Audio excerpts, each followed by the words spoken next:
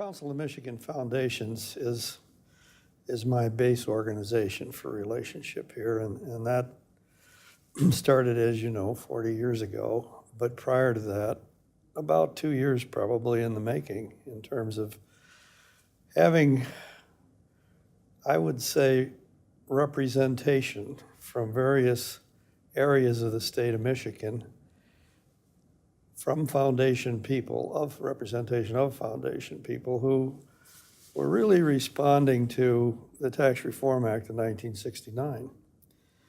And that was a wake-up call for foundations where the federal government, names like Wright-Patman and a few others come to mind, where there were some blatant abuses of foundations' abilities with their funds that were made public. And that prompted further talk and change of rules, which could have increased taxation, could have eliminated foundations at the end of that road if it were left to go. But there were folks here in Michigan who saw that quite clearly, and I would have to acknowledge the Kellogg's Foundation role in that, and Leonard White and Russ Mobby, who we've talked about a bit ago. And Leonard was really the person to try and find people in the foundation world who could get together with some sense of common purpose. So I simply happened to be at the right place at the right time. Number one, I was flattered to be invited.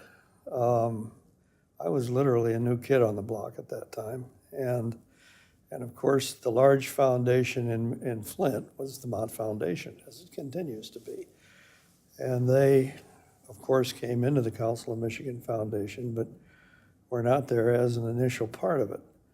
So I think it was a sort of a getting to know you, I mean, who are these people? Who is Alpena, Michigan? Who is Grand Rapids? Who is Detroit? And all these sorts of things. And when there was enough common denominator, there was a comfort level, as I recall, that was reached in terms of continuing on and discussing other possibilities.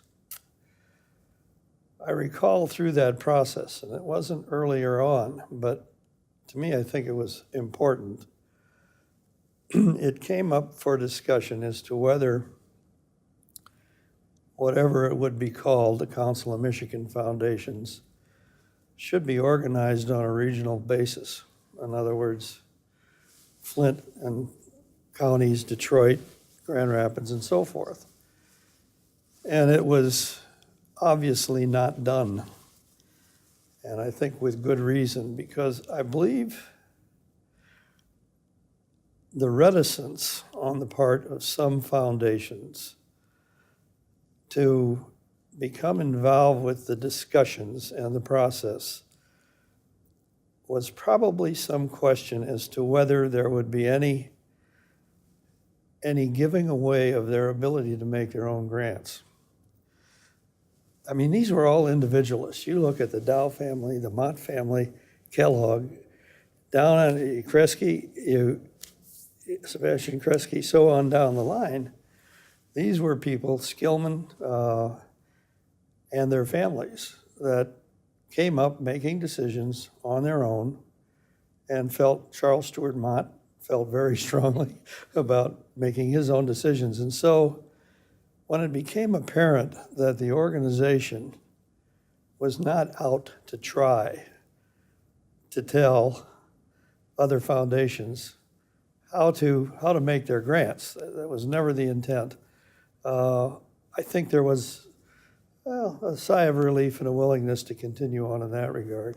Had it gone to some regional collective, if you would, it would increase the potential for that decision-making process to be different. The initial purpose was to speak as a single voice in terms of potential legislation, potential increased taxation, and things like that, and to see it expand to how many people are here? 750.